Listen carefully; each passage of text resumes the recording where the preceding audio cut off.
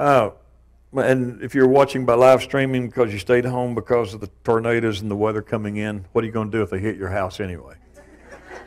Wouldn't you rather be at church and just let the tornado do what it's going to do? And God bless you for watching and tuning in. Travis, thanks for last Sunday. Sandy and I missed being here. We were supposed to be at a high dollar hotel celebrating our anniversary. But fortunately, on Friday, the stuff I threw in her dinner on Thursday kicked in, and she came home from work sick as a dog and went to bed and saved me about $800. And we were still going to go Saturday morning, but she was still sick, so I may have overdosed a little bit. I thought one spoon would do it. And so she didn't get well till sometime Sunday evening. And so pretty much happy anniversary. Saved me a lot of money. Thank you for that. And then Howard and Judy brought me a ukulele today. I mean, so it's like I got an anniversary present. My wife didn't. Look at that. Handmade cigar box ukulele. How cool is that? Can you hear it? You got to hear it. Do I have to turn this on? You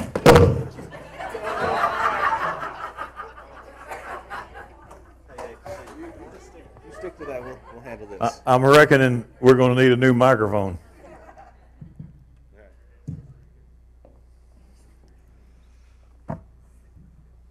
So I'm probably going to have another microphone. Do I not touch it? Can you hear it?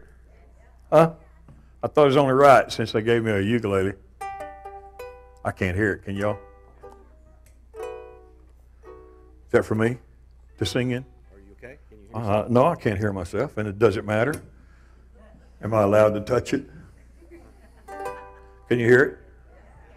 Okay. This is actually an anniversary song. Since I didn't get to take my wife out of town on anniversary, I wrote her a song. Got the band going to play it in with me. They're going to come in here in a minute. I think they are. What would you do if you could do it all over again? Would you take the same road with the same old man again?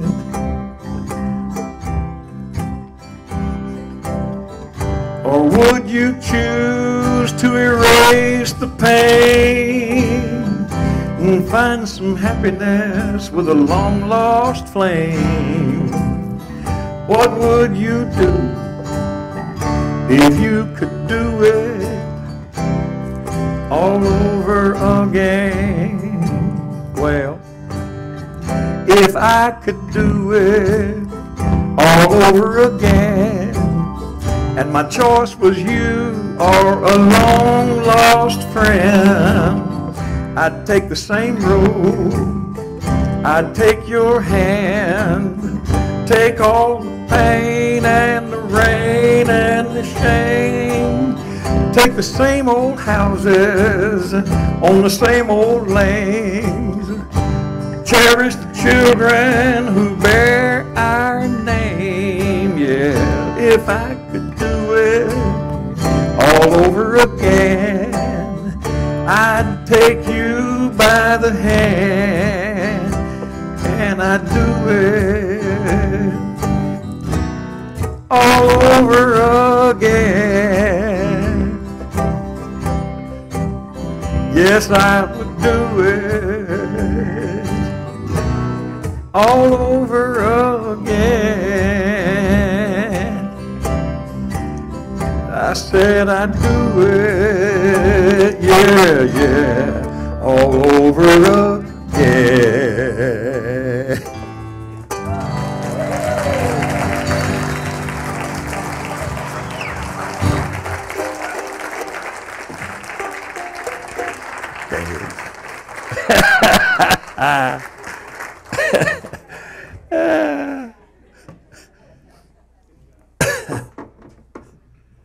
Yeah, okay, I'm not the best songwriter in the world, but you're welcome to borrow that when your anniversary comes up if you need a couple of points. Don't act like you're not going to be wanting it when your anniversary comes around. I know you're going to need some help. Happy anniversary. Love you. Sorry about that stuff I put in your food.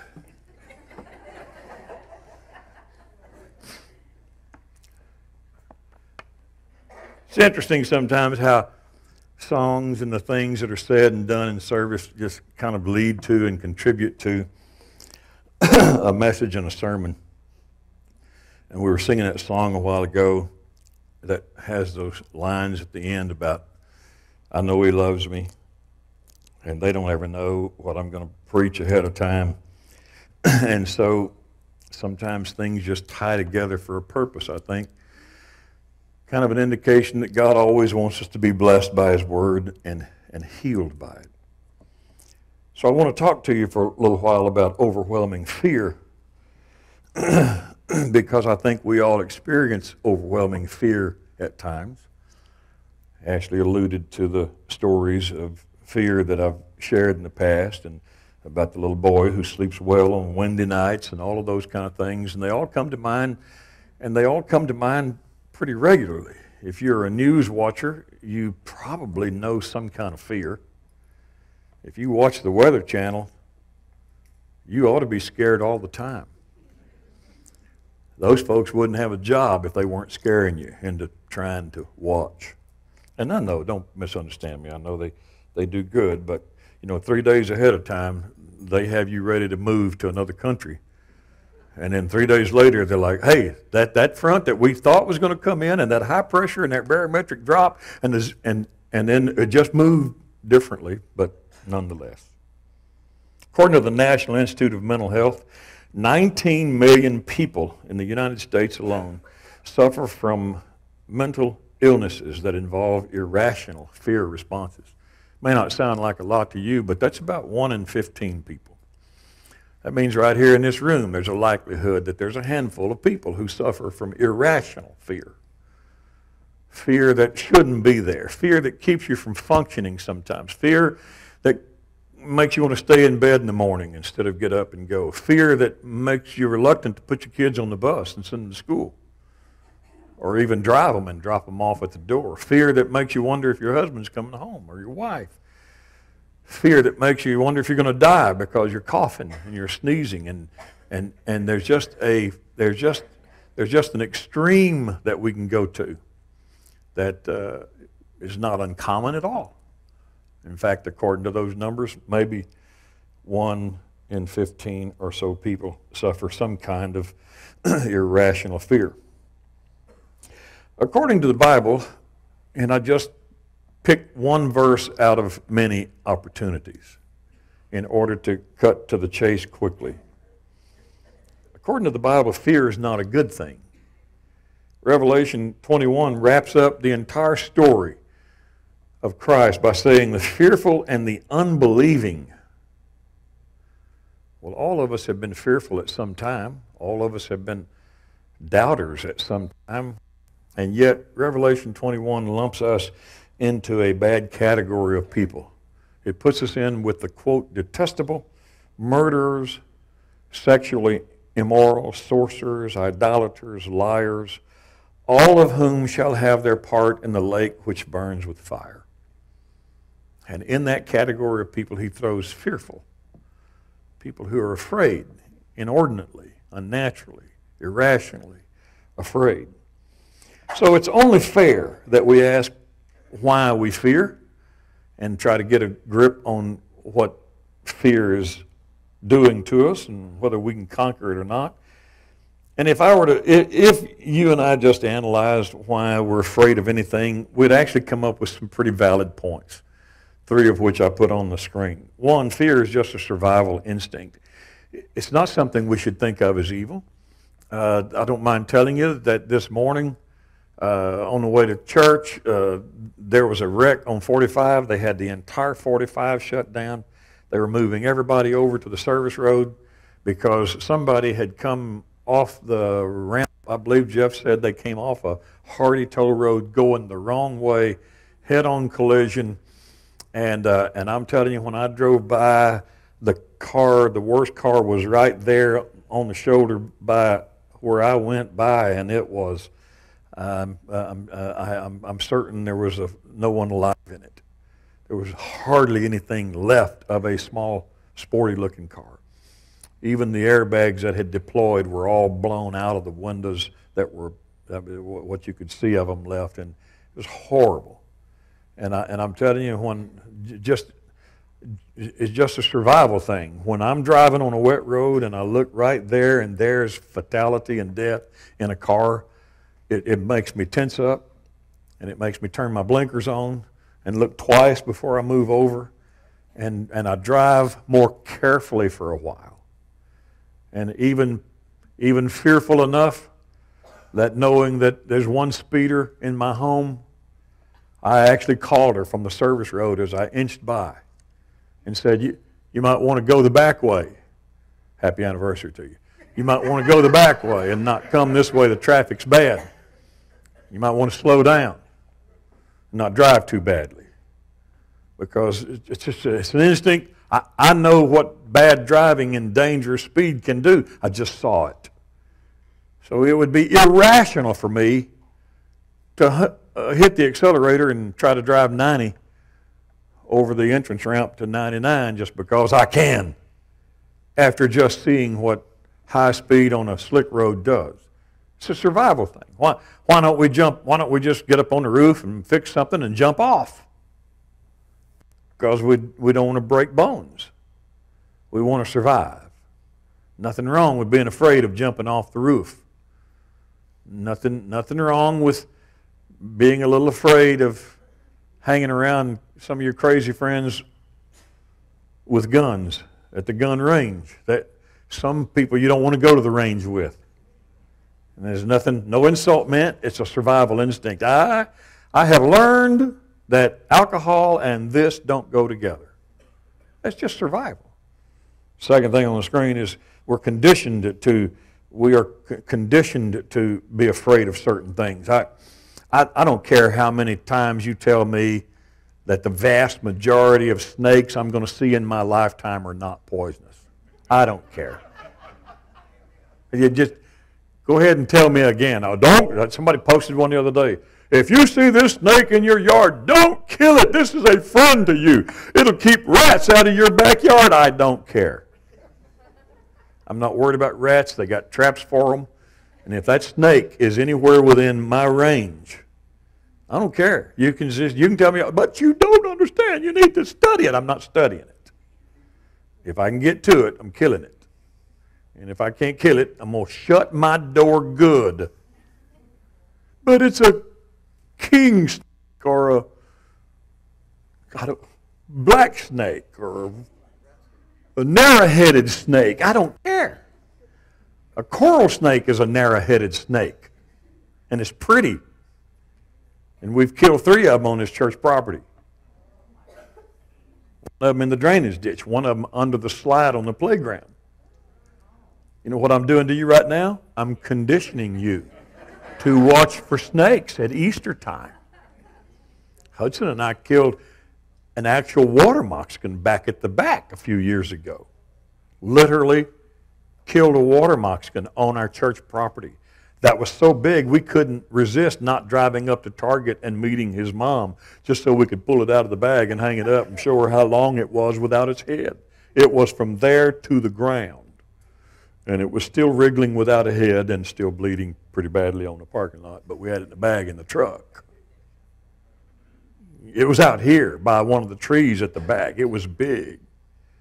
Hudson was shooting a bow and arrow at some tree, and I was cutting a tree, and he said, "Grandpa, there's a snake." In that tone of voice, "Grandpa, there's a snake." So I just, okay. And I kept doing what I was doing. "Grandpa, no, there's a snake." "Okay, where?" And I turned, he said, "There." And I, oh my God! He apparently had not been conditioned as well as I had been conditioned. That sucker looked that long or longer on the ground, and it was crawling under some bushes. So I ran over and I grabbed his tail. Don't try this at home. And I grabbed the tail of the snake and I started pulling it out. And the more I pulled, the longer it got. Now, what in the world? And when I finally got it out and realized how long it was, I didn't want to let go at that point, and I didn't want it to turn around. So I said, go get my hatchet. Have you ever tried to cut off the head of a snake in sand? It doesn't work. And so I gave the tail to Hudson, and he pulled the tail and kept it moving. And I said, just move it till I tell you to stop. And all I did was just push him in the ground, and he was mad. So we had to go find a block to drag him across. And by that time, we'd already pretty well identified the big wide head and the pattern on the back before we Googled it after we Googled after we killed. I wouldn't have cared if it was a Texas water snake. It was going to die that day because I have been conditioned. It's just mom and dad. Don't mess with them, son. Don't mess. You're never going to be smart enough to tell the difference in a poison and non-poisonous one. So you just don't mess with them. That was their way of saving me. So all I'm doing today is conditioning you. How many of you, like right now I know some mothers will not let their children venture too far on Easter Sunday hunting for eggs because they're snakes. Coral snakes and water moccasins. Are you conditioned now? Are you thoroughly afraid? That's why we have some fears. They've just been passed to us. If your sister had been stung by a stinging scorpion like mine was, blood-curdling scream, ah! And run in, and a scorpion was inside her dress and stung her on the back a few times. Well, then you'd be conditioned. I can't tell you how many times after that I took my shirts off the hanger and shook them and looked carefully, make sure there's no scorpion in my shirt because one stung my sister. That's conditioning. I'm not going to die, but I'm conditioned to be afraid of some things. I was conditioned to be afraid of the devil because I grew up in a devil-fearful environment. I do believe they feared the devil more than they feared God. You know, you tend to worship what you fear.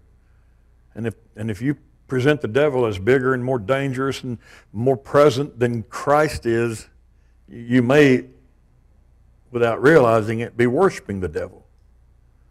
I mean, it's amazing to me how many people can just start their day and the first little hiccup is the devil just after them. I wonder if they ever think about starting the day saying, thank you, Jesus. You're going to be with me today. Lead me not into temptation. Deliver me from evil. Let everything go my way today. Send my steps down the right path. But no. It's like, oh, my Lord, I just feel tempted. I feel torn. I feel like the devil's just after me all day long. Everything's going wrong. I'm telling you, I feel like I'm under spiritual attack. My Lord, quit. I had a first cousin raised by his grandmother, and she didn't want to raise him. And my grandmother was, God rest her soul, but she was not a nice Christian.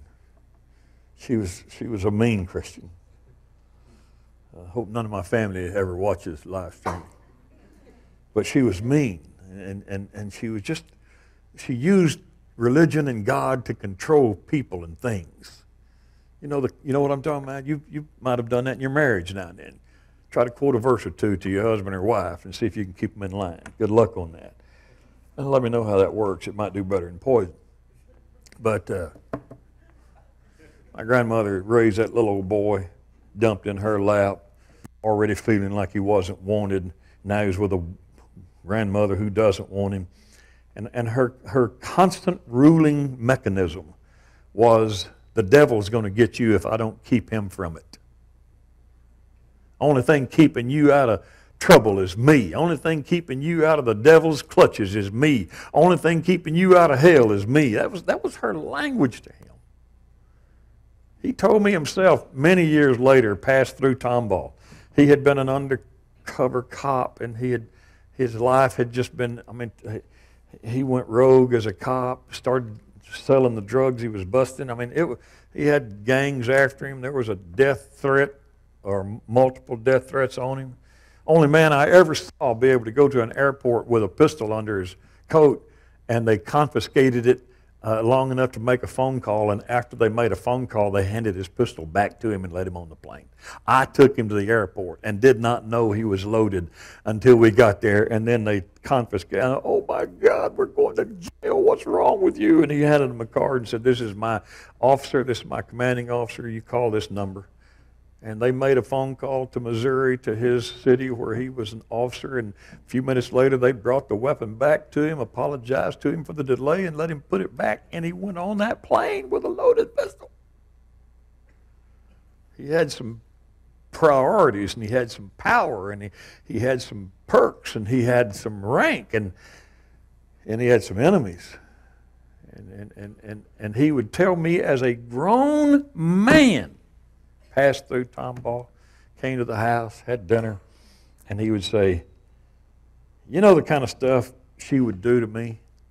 Thorn bushes would scratch that screen when I was a boy, and she would say, you hear that scratching out there? Yes, you know what that is? That's a devil trying to get in here and get you.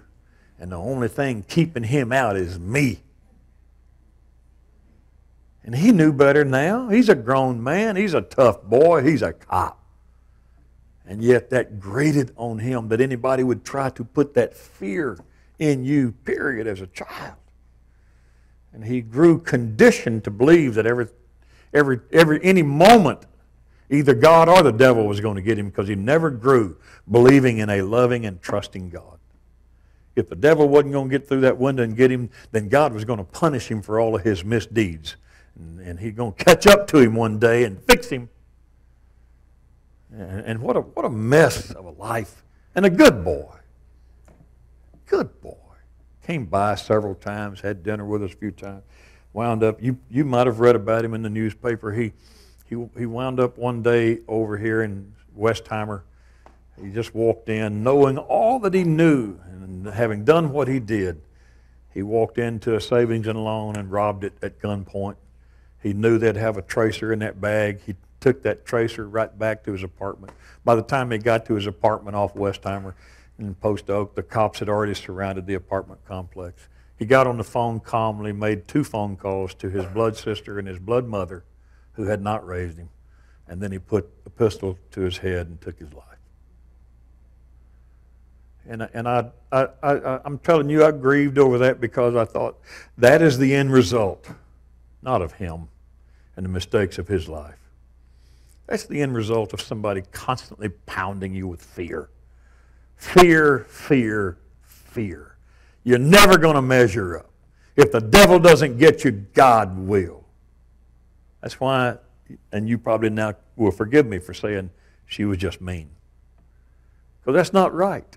It's not scripturally right. It's not humanly right. And then cultural associations. We learn culturally that certain things, we ought to be afraid of certain things, certain signs, and so on and so forth in our environment. I mean, you and I, you suffer one sickness and you go into the grocery store and you wipe down the handle for a while. It's part of your culture. You watch the news and you realize the Muslims are taking over some country, and culturally you develop a fear. We don't want that to happen here. Politicians and the stuff going on in Washington. You understand what I'm saying? There's some fears we get way blown out of proportion on. Others are just kind of instinct. I'll lump it up by saying there's a good fear that keeps us safe, and there's a bad fear that keeps us down.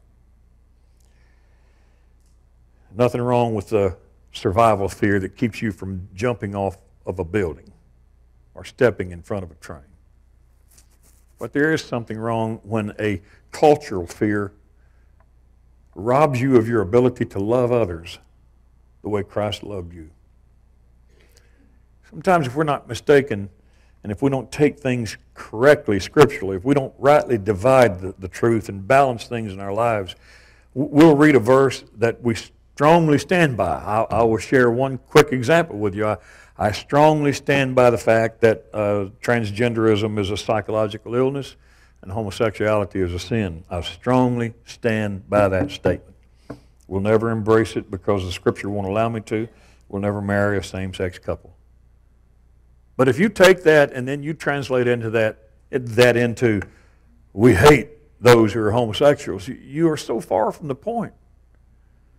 The Scripture teaches us against adultery, but we probably got a few sitting in here today we don't hate.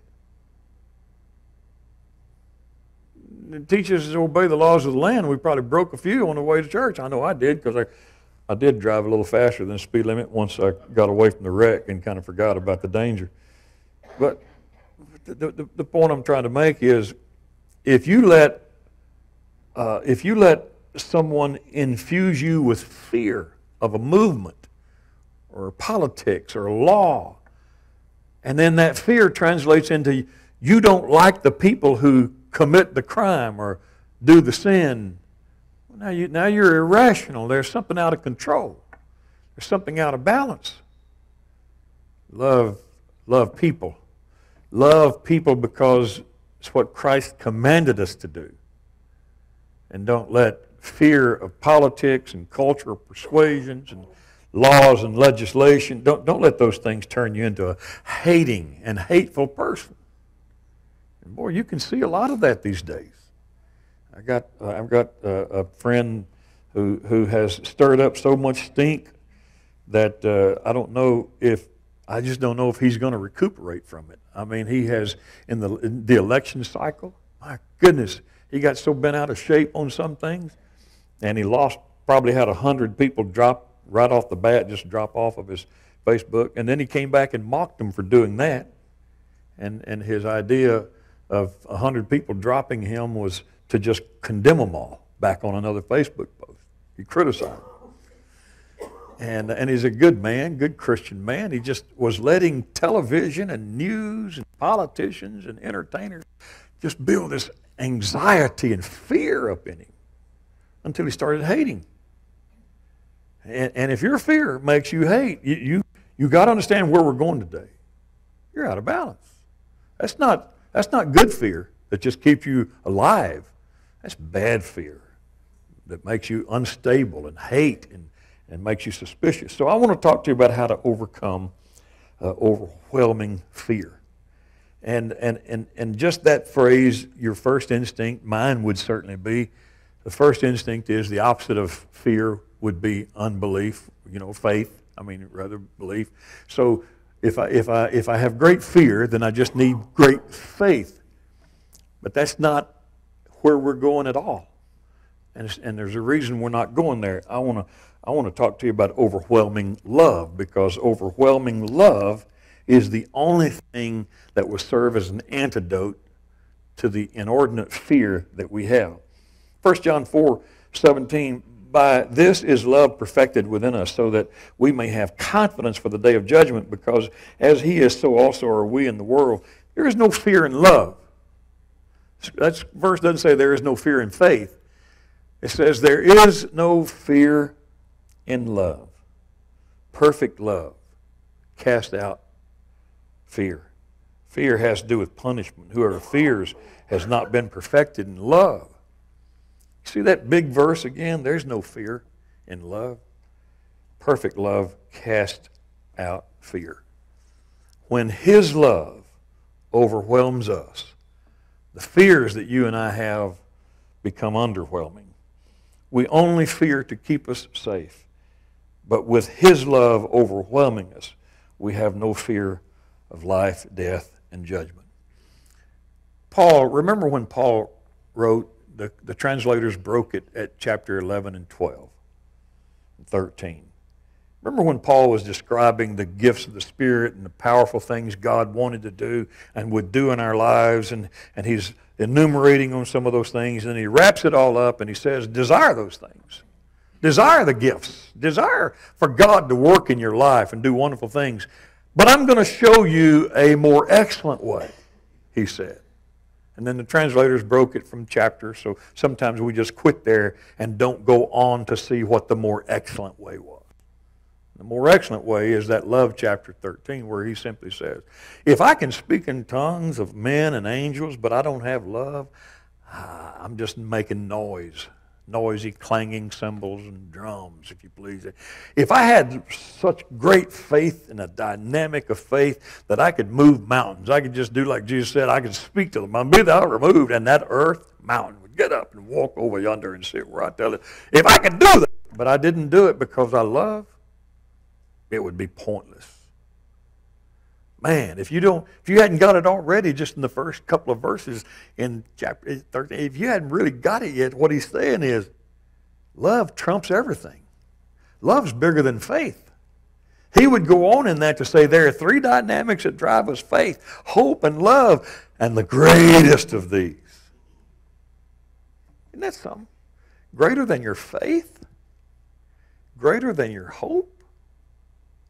The greatest of these three things that drive us, the greatest is love. That was the more excellent way that Paul wanted to show us. Jesus said, on these hang all the law, on these two things. Love your neighbor as you love yourself, and love the Lord your God with all your heart. So let me just challenge you in a few minutes today to accept God's love. That's my whole purpose. I want you to accept it. I want you to embrace it. Remember the little story we told and tell once in a while, just a little illustration of a boy, little girl, and her mama. How much do you love me? I love you this much. No, I love you this much. I like it when it was translated to Jesus. How much do you love me? I asked. And he said, I love you this much. And he stretched out his arms and died. That's how much he loved us. Greater love, Jesus said, greater love hath no man than this, that a man lay down his life for his friends. Do you know that that's why he went to Calvary? See, I know. Here's a thing that some of us who study the Bible sometimes maybe, I don't know if you can do it too much or not, but sometimes when we're studying, we're just studying for doctrine. We're studying to prove a point. We're studying to learn something about a point. We're studying to reinforce an idea and a concept. And sometimes instead of reading, we're studying. We're studying minutia and this and that. And it's like not seeing the tree because you're seeing the forest. Sometimes we're so determined to find some nugget that we didn't know existed or that nobody else has ever seen. We're just trying to prove things sometimes. And so we go to Calvary, and well, he had to go to Calvary. Those people had to betray him. The Jews had to turn on him. They had to gamble. Everything was prophetic. And so it all had to happen exactly. And if we're not careful, we start studying the minutia and all the details and the surrounding things, and we come away with just a cold, calculated formula. God had a plan from the very beginning, Jesus being crucified, shedding blood, the blood on top of the Ark of the Covenant, the two cherubim staring at the blood of which the angels could never participate, but they longed to, always perpetually staring the blood from the sacrifice. And it all had. And then we forget, no, he really went to Calvary because of love. He said so. Nobody ever loved like this, that a man would lay down his life for his friends. That's what he said. Forget all the details of the prophecies and the mandates and the old prophets that could not be denied. Now forget all of that. It was not a mechanical thing. He just went through the motions and did his duty, and then he went on to eternity. No. He could have called 10,000 angels to rescue him. He could have aborted the plan. He was God. He could have changed his mind. Oh, God can't. Yeah, he can. He could have obliterated it all. He could have started over on another planet for all you and I know. We're not God's only fascination. Everything he did out of love. That's what he said. And it doesn't do me a lot of good to just say that to you today unless you start trying to accept it, to embrace it. I have a hunch that a whole lot of fearful people are fearful because they've never actually accepted that God loves them. I bet I'm not the only person in this room who, because of your track record and your mistakes, wakes up once in a while on a blue morning and simply says, I'm not lovable. Why would anybody love me, let alone a God who knows My wife, I can fool her about some things. I might could trick her into loving me. I might even sing a cheap old song and make her think, oh, he's nice. That's sweet. But God knows what I've said and done and where I've been. Why would he love me? And it becomes easy to not accept that he loves me. The only people that can love me are people I can fool, people I can trick into think I'm a nice person. But God knows the truth about me. How could he love me? And then you just read, there's so many verses we could put on the screen. While we were yet sinners, he commended while we were yet sinners, he died for us. But you know how it starts? He commended his obedience to the prophecies, in that while we were yet sinners, he died for us. He commended God's eternal plan and his plan for blood to buy salvation for all. And therefore he went to the cross and died for us. That's not what it says. The verse says he commended his love. The cross was the commencement of him loving whom he knew didn't deserve love. None of us deserve to be loved by God. Deserving never entered the picture. Oh, I wish you could embrace this today and know that God loves you not because of who you are and how good you are.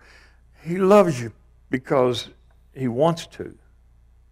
He chose to. Don't hold a hand up on her. Just think.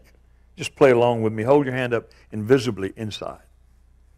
How many of you women are married to an absolutely perfect man who has never had any hiccups and mess-ups in your marriage? Don't hold a hand up.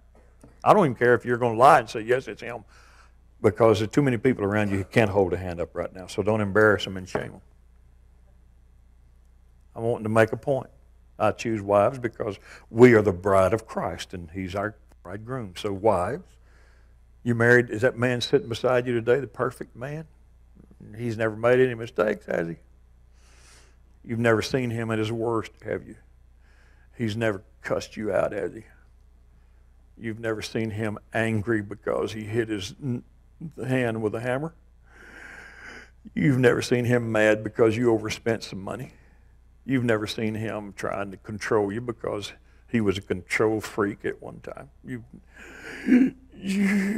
never felt, no, never mind. Why are you still sitting beside that jerk? What? Because you chose to look past those flaws, because you knew deep down inside there was a good man hiding somewhere, hiding well, but still hiding in there. There's a good man in there. And you discovered that love doesn't mean people are perfect. Love means you choose to look past some of their flaws and love them anyway. And the more you love, the better they seem to become. And the older they get, the nicer they get. Because the only reason older men get nice is because we can't remember how to be ornery. There's so many tricks I've already forgotten. I can't even remember what. We've made up arguments before. A couple of months ago, I just tried to pick an argument on the way to a restaurant. And she said, what's wrong with you? And I said, we hadn't had a fight in a long time. We need a fight. And then we couldn't even remember why we'd fight. So it's just old age. And it's also turning your head at a lot of stuff. When we were first about to get married and I took her up to meet my family, I knew what my sisters were going to do, and they did not disappoint. They grabbed my fiance and said, oh, let me tell you about the boy you're fixing to marry. And they made sure they told her that I had a horrible temper and that I was an arrogant, worthless man, and I was a lowlife, and she better think twice before she marries their little brother, because he is worthless. And then, thankfully, I was in the room when she went over to ask my mother, tell me about Danny. And my mother said, oh, he was a perfect son. He was just the perfect boy. Man. God bless mamas. Because the truth is, my mother and I both knew I wasn't perfect. No, sir. I was the first kid to break a bone in my family, first kid to have stitches twice, First kid to break into buildings, first kid to play hooky for. I just was not a good kid. Had a lawsuit against me when I was 16 years old, 17. Promised my dad I was paying for my own car insurance, wasn't. Had a wreck, hit a little boy about 2 years old. Jumped off the back of a pickup bumper behind the tailgate, never saw him. Hit him with the front of my car, standing up on my brakes. Skidded 80-something feet. I took the boy. The daddy grabbed me and said, "I'll kill you if my boy dies." And I said, "Let's not wait for an ambulance. Let's get him in now." And he literally trusted me. He got in my car, and I drove the daddy holding his unconscious boy 15 miles away to Mesquite Hospital. And then they found out I didn't have insurance, and they sued, and the court put an injunction against me till I was 21. If anything happened to that boy related to that injury, my family would be obligated until his 21st birthday, not mine, his. So for 18 years, they lived under an injunction. And that mother, who knows every gray hair on her head came from her baby boy, said to his fiancée, "Oh, he was a perfect son." I dare you today to ask God. I just dare you. I dare you. If you know him and he talks to you, I dare you today. Say, "God, what kind of boy is Danny? We're not sure about him, Lord. What is he?" And I can tell you exactly what he'll say. "Oh, he's the apple of my eye. He's my pride and joy. I love him more than you can ever guess." But that's the same thing he'd say about you if I were to ask him about you. That's what you have to embrace today. God loves you. It's imperative that you accept that. The value of an item is determined by the price somebody's willing to pay for it. So how much are you worth? You've heard us say, the banana peel Elvis was in Elvis's room when he died. My goodness, they put that under glass and sold a rotten banana peel for tens of thousands of dollars. Is it worth that? No. It's what somebody was willing to pay for it. How can you determine the worth and value? You can Google your worth, and they know exactly how much iron and copper and minerals are in your body, and they got a dollar value placed on you by the minerals in you. But you know how much you're really worth? You're worth whatever somebody's willing to pay for you. How much did God think you were worth?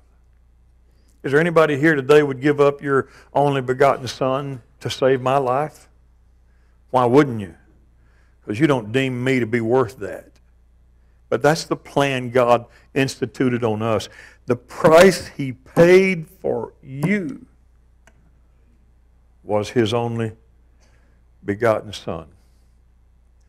Why can't we embrace that and just know God really loves us? You get the concept of God wanting to thump you in the back of the head every time you turn around because of what you did 10 years ago. Get it out of your brain and just understand and remember why Calvary was necessary and why he went there. He went there because he loved you. If you're still feeling worthless, even in spite of these verses and the commentary we could make about him dying for you, you should know 1 John 3:20 says, if your heart condemns you, God still won't listen to your heart. I've told God what I am a few times. Things that I did long ago, I still remind God once in a while because my condemnation is greater sometimes than I can handle. And once in a while, you probably do the same thing. You'll just start praying because you need God to intervene in something in your life. And something 5 years old, you'll say, God, I'm sorry about that. It's still in your brain, not in his. Every time your heart condemns you and reminds you of something you've done worthlessly and worthy of being condemned, you ought to remember 1 John 3:20. Your heart may condemn you, but God doesn't. He's bigger than your heart. I can pray right now, God, please forgive me for what I did and what I said. And in spite of my praying with that negative feeling, God's bigger than my heart that condemns me. Condemn yourself today if you must, but you're not going to leave here without hearing me say God's going to ignore your condemnation and he's still going to judge you by Calvary. That's what he was willing to pay for you. And that's what you're still worth to Him. Why is it important for you to accept this? Why must you accept God's love? Because it's love that overcomes fear. Remember that verse we read a minute ago in 1 John 4? There is no fear in love. It is love that overcomes fear, not faith. Go back to your first love and let Him love you like He wants to love you. And the other side of that coin is the reason you must accept God's love for you and you must embrace His love for you is because none of us actually can love until we accept His love. I think that's what 1 John 4:19 is trying to tell us. The reason you love. The only reason you can love your husband when you know he's got flaws. The only reason you can love your wife when you know she's got flaws. The only reason you can love the enemy who turned against you a month ago, a year ago. The only reason you can love the person who took you to court and sued you. The only reason you can love the person that undermined you and tried to destroy your reputation. You know why you can love them? Because Christ first loved you, and you finally learned to accept it. If you have never accepted God's love, guess what I know about your character? You don't love people when they're mean to you. You don't love them when they're rude to you. Remember Jesus telling us, love those who hate you? And you know how we justify, well, if they want to be a dog, so be it. You don't really love them, even though Jesus taught you to. You know why some of us can't love when we're hated? Because we've never embraced His love. If you could accept that He loves you no matter what you've done and how bad you've been, then it becomes easy to turn right around and love somebody who has hated you and undermined you and done you dirty. I reread an old story this week, a lady whose son was killed by a little punk passing through the neighborhood. Tried to sell some drugs. The boy didn't want any. Then he asked him for his money. The boy tried to refuse, not knowing he had a little pistol in his pocket, and the little punk just pulled out the pistol and shot him over nothing. A couple of dollars out of his pocket was all he had. Wasn't even a good thief or a good crook. Cameras got him. It was easy for him to find him, locate him. And he went to prison. And might still be in prison today. But there's a story circulated a few years ago. You probably read it. You can certainly read it on Facebook again if you missed it in Reader's Digest. The mother who insisted on going to the prison to visit the boy who murdered her son. The Christian mother who could walk into a cold steel table on a concrete floor in a penitentiary, who could stand when the clanging metal behind her opened the door and they brought in a young punk who had killed her son. The woman who could open her arms and shock the boy by wrapping him in her arms and hugging him and crying in his neck and telling him, I want you to know you're forgiven. I want you to know you're loved. The woman who would go on to find out where his family lived and go see his mother and love his mother because she lost a son also. A few little reporters and a few little pieces here and there and a handful of social media freaks. You wouldn't catch me doing that. Something wrong with that. Something wrong with that woman. It's a disgrace to her son that she does that. The reporter asked her, why would you do that? And she said, how could I not do that? And then you know what her answer was? It's what God did for me. It's what Jesus has done for me. Man, if you don't ever know how much love He has bestowed on you. I go back so often to that time I pulled up at a house I didn't want to visit in my first pastorate. and the reminder when I was pulling away and God saying, look again, that's how I found you. To get to your heart's door, I had to wade through years of neglect and filth and clutter, dirty diapers, clabbered bottles, filth, filthy toys.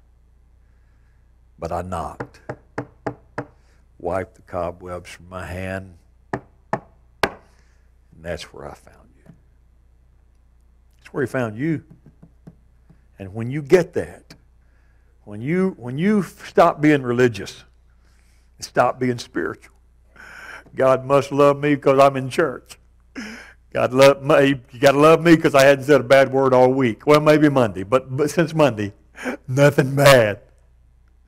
God loves me because I'm loving my wife, my husband. I'm doing better than ever. This is the best I've ever been. I know He got to love me. Oh. If you've been a slime this week,